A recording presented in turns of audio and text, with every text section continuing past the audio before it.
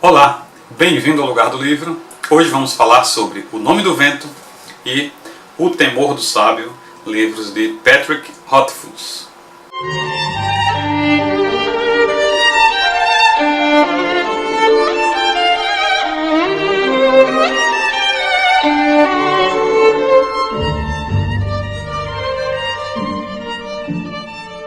Já resgatei princesas de reis adormecidos em sepulcros.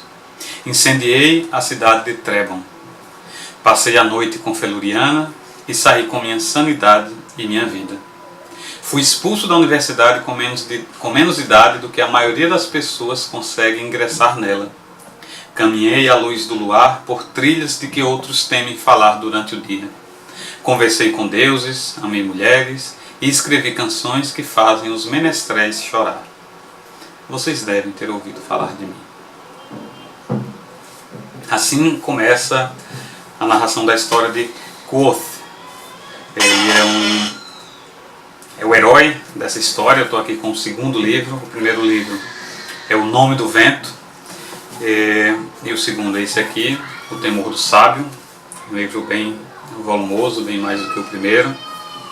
E o nome é uma trilogia, que é A Crônica do Matador do Rei, composta por, naturalmente, 3 livros. O primeiro, O Nome do Vento, publicado em 2007, é um livro com cerca de 600 páginas. O segundo, O Temor do Sábio, publicado em 2011, tem cerca de 950 e poucas páginas. E o último, As Portas de Pedra, que ainda não foram publicados, e podem ter certeza de que é um dos livros que por cuja publicação eu mais aguardo, com maior ansiedade. O Nome do Vento foi o primeiro livro de Patrick Rothfuss. Ele passou 7 anos, segundo ele, eu vi uma entrevista dele, ele passou 7 anos escrevendo a história. Eu achei estranho, porque na entrevista ele disse que ele escreveu toda a história, não só do primeiro livro, e aí ele percebeu que não daria para publicar num livro só. E mais 7 anos ajustando, tentando publicar. Ele disse que revisou demais, por isso que ele considera o livro como uma pedra de rio, que está toda lisinha, de tanto que a água passou, de tantas que foram as revisões, está tudo muito redondo, tudo muito certinho, por isso que ele acha que as pessoas gostam, porque houve muita revisão. Ele conta também nessa entrevista que, assim, ele desde criança ele sempre foi muito nerd, assim, ele cresceu no interior e não tinha muita coisa para fazer. Ele lia muito, sempre foi fã de literatura em geral, mas principalmente de fantasia. Só que depois, já aos 15 anos, ele já tinha lido praticamente tudo que era possível de fantasia. Ele começou a ver como a história se repetia, como você lia um livro e parecia que você já tinha lido aquilo em algum outro lugar. E isso foi uma das coisas que mexeu com ele, para ele querer escrever algo diferente, escrever uma fantasia que não fosse óbvia. E aí depois ele conta também nessa entrevista, eu acho interessante salientar, porque faz parte daqui do livro, como ele passou 9 anos fazendo o undergraduate, né, assim, na faculdade, até ele ir para o mestrado. Ele passou 9 anos na faculdade porque ele disse que a curiosidade dele era tão grande que ele não conseguia parar de estudar. Ele viu uma matéria lá de química, ele ia lá, estudava, fazia um monte de coisa, um monte de cursos só sobre química, depois ele via alguma coisa sobre poesia antiga da Grécia, depois via alguma coisa sobre sei lá, eram tantas formações. Ele disse que tem quase um curso inteiro de engenharia química, quase um curso inteiro de filosofia, é quase um psicólogo. Então, isso, ele diz, ajudou muito na hora de ele ter a dimensão, na hora dele trabalhar e criar um universo em que é contada a história, em que se passa a história de O Nome do Vento e de O Temor do Sábio. Ele disse que ele fez algo estilo Tolkien. Ele criou moedas, ele criou lendas antigas, criou deuses que não são mais adorados. Ele diz que ele se diverte com isso e é o que ele gosta de fazer. Então ele criou esse universo para contar muitas histórias nesse universo, não somente a história de Quoth e da sua aventura, de como que é a minha curiosidade, né? Por que ele é chamado de matador do rei, que rei foi esse que ele matou, como é que ele vai chegar até esse rei para matá-lo. E vamos falar, antes de a gente falar da história, vamos falar do protagonista. Quoth, ou a pronúncia é um pouco mais Quoth, né? Você não fala o último ele é claramente o alter ego de um super nerd. E o próprio Patrick Rothfuss, o autor, falando o quanto ele colocou, ele disse, olha, eu sei que eu coloquei algumas coisas da minha personalidade, mas coloquei assim, principalmente a curiosidade. O outro, ele é muito curioso, mas assim, ele é super talentoso em tudo que ele faz, tudo que ele se propõe a fazer. Então ele é filho de artistas itinerantes lendários, é uma tribo, Edenahu, que são tipo ciganos, que vivem da música e produzem a melhor música e também produzem teatro, dança, e eles sofrem um pouco de preconceito, mas ao mesmo tempo são muito admirados. E eles são apaixonados pela música, e Quoth traz isso em seu sangue. Ele tem um talento absurdo, é um dos melhores, considerado, né, assim, um dos melhores tocadores de alaúde de todos os tempos, e ele consegue executar com certa facilidade peças dificílimas e emociona qualquer um tocando as suas peças, cantando. Além disso, ele também tem um talento nato e muito grande para magia. Nesse mundo existe magia. Então ele vai para a universidade, ele consegue ser aprovado sem dinheiro, só com o talento dele. Ele chega lá e aí, por uma série de motivos, ele sabe já de várias coisas, tem vários conhecimentos que alunos que já estão lá não têm. Ele também possui talento para luta, para combate. Ele consegue ser treinado por um grupo, por uma espécie de seita, assim, ele consegue ser instruído numa arte marcial secreta, mesmo ele sendo um estrangeiro. Ele também possui talento com mulheres. Ele conseguiu passar uma noite na Terra, mas que na outra dimensão, lá onde ele passou essa noite com Feluriana, como ele conta no começo, ele consegue passar a noite com ela por várias e várias noites e não perdeu a sua sanidade, nem perdeu a sua vida. E ele é uma verdadeira lenda viva. O nome dele inspira respeito, inspira medo, inspira desconfiança, inspira curiosidade. Todo mundo tem o Quoth como uma lenda viva mesmo. E a história, mas assim, além disso, ele é um nerd. Ele é talentoso, ele é inteligente, ele é impetuoso, impulsivo, mas ele é muito estudioso, ele é apaixonado pelo conhecimento, ele quer saber, ele quer aprender. E ele não tem medo de se debruçar nos livros, ele não tem medo de ficar horas e horas estudando numa biblioteca. Ele é muito esforçado. Então ele aprende mais facilmente do que a maioria das pessoas, mas ele estuda muito. Então assim, ele é para mim, ele é um alter ego do Patrick Rothfuss, que deve ser, assim, que está na cara que é um super nerd. Então, qual é a história? Que história contam esses dois livros?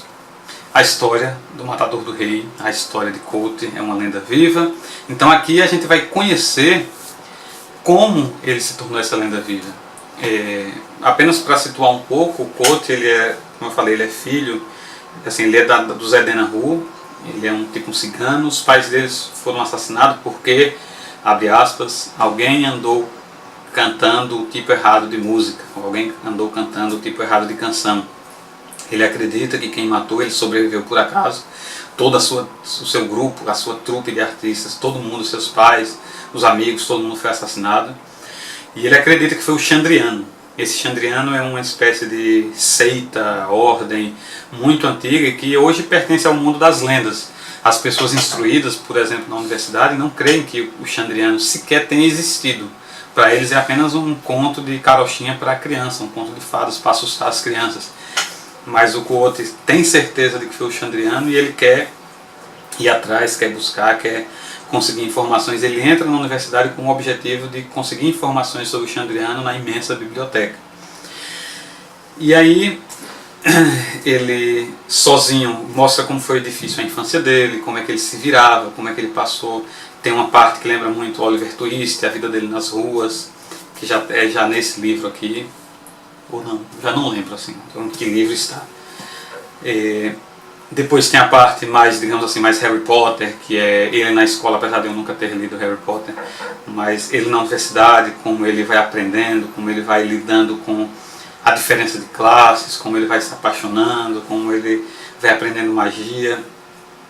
E tem o fato de a curiosidade dele sempre o impelir para o perigo. Ele sempre está, assim, outra coisa é que ele sempre está precisando de dinheiro para pagar a universidade, que é cara. Ele conseguiu entrar lá de graça, mas os semestres seguintes ele sempre passa apertos para conseguir dinheiro, e muitas vezes a falta de dinheiro é o que o move para coisas mais perigosas. E enquanto isso ele está buscando o Chandriano, enquanto isso tem gente procurando por ele, enquanto isso ele vai conhecendo pessoas. Então, para mim, eu li o livro O Nome do Vento, eu comprei, eu acho que foi por acaso para o meu irmão, que gosta muito de fantasia, e aí antes de entregar para ele, eu li, me apaixonei. Eu acho uma história contada num ritmo, as coisas são contadas de uma maneira tão adequada, tão apaixonante, tudo é tão apaixonante, até a paixão dele pela música passa para você, para o leitor, é impossível você parar de ler. E aí depois foi lançado esse aqui, meu irmão comprou, eu fiquei um tempão sem ler, porque eu achava que não ia ficar no mesmo nível. E aí depois, no ano passado, eu resolvi reler, resolvi reler O Nome do Vento, para poder me lembrar de tudo. E li os dois na sequência, e fazia tempo que eu não li algo tão extenso. E as páginas passavam voando, a história é muito, muito boa, muito bem contada, muito viciante. São muitas coisas que não dá para contar aqui porque o vídeo ia ficar muito longo. Mas assim, os momentos da música, a paixão dele pela música, as apresentações dele na taverna, lá onde ele compete para ganhar, eu esqueci até qual é o prêmio, para demonstrar que ele é um músico de qualidade. As aventuras dele com Dena, o amor da vida dele, assim, que é incrível, assim, como é uma pessoa por quem ele se apaixona, mas ela também tem uma história, tem um passado, tem os problemas dela. Então ela vive aparecendo e desaparecendo, e eles sempre se encontram nas situações mais absurdas e improváveis, e sempre reacende aquela chama, aquele amor. É uma história muito, muito legal. Eu pensei que esse segundo livro fosse diminuir o ritmo, ou fosse ficar mais chato, mas esse livro ajuda muito a entender como ele se tornou uma lenda, e que parte da história dele é lenda, é ficção, e que parte é verdade. Então, o primeiro livro é uma grande introdução ao universo, você entende que ele, o que ele é, mas você não entende ainda por que é que as pessoas olham para ele com tanto respeito. Aqui no livro 2, O Temor do Sábio, você já tem acesso a coisas realmente inacreditáveis que ele conseguiu fazer, coisas que ele conseguiu realizar, e que ele, com a esperteza dele, foi fazendo aqui, ajustando lá, para transformar fatos heróicos realmente em fatos lendários. Então, é um livro, o próprio Patrick Rothfuss diz, sobre fantasia medieval, sobre esse heroísmo, mas também ao mesmo tempo uma espécie de sátira sobre esses mesmos livros, porque é a história de um herói e a história do que há por trás da lenda desse herói, e o próprio herói desconstruindo algumas das coisas e mostrando o que é verdade, o que é que não é, a que tipo de lenda ele faz jus, a que tipo de informação ele não faz jus. Eu só sei de uma coisa, como eu falei, eu não vejo a hora de lançar o terceiro livro, porque no dia que comprar, no dia que lançar, eu compro para o meu irmão que mora no interior, leio primeiro, depois passo para ele.